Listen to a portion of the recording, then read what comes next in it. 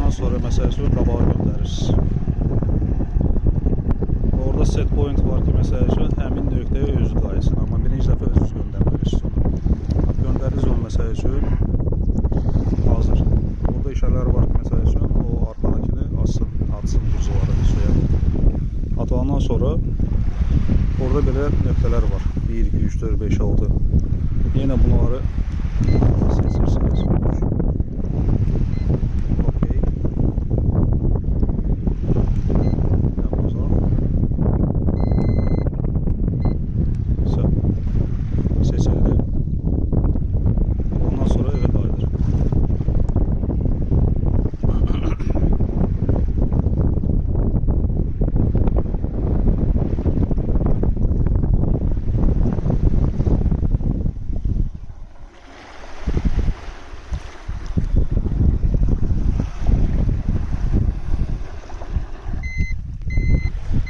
Qayıdandan sonra həmin nöqtəyə onu göndərmək istəyirsiniz məsəl üçün.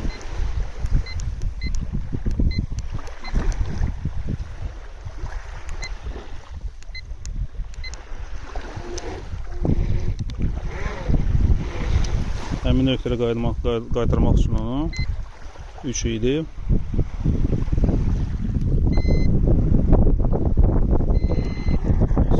Özü avtomatik həmin nöqtəyə qayıdır. Daha 250-nə görə göndərmişsə, ehtiyac yoxdur o pultu saxlamaq.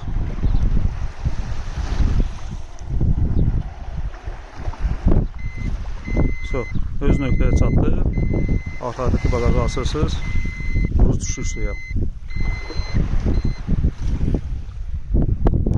Qaytarırıq onu evə.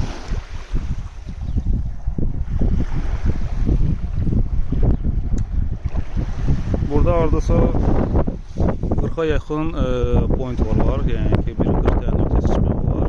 Amma məncə çoxdur. Qayıtdı.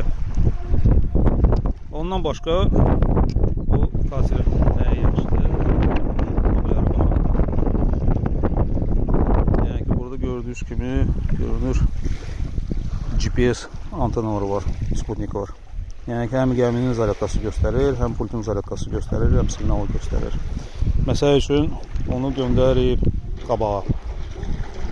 Kimsə fikirləşir ki, qayılmaya bilər. Pultu söndürürəm. Tam söndürdüm pultu. Gəmi durur. Və bir neçə saniyədən sonra özü qayıdır nöqtəyə.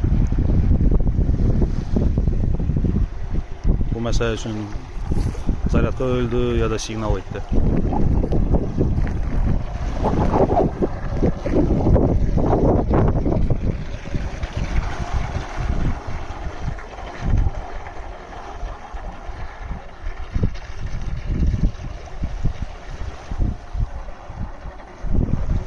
Yəni ki, həmin nöqtədə ucu qalır.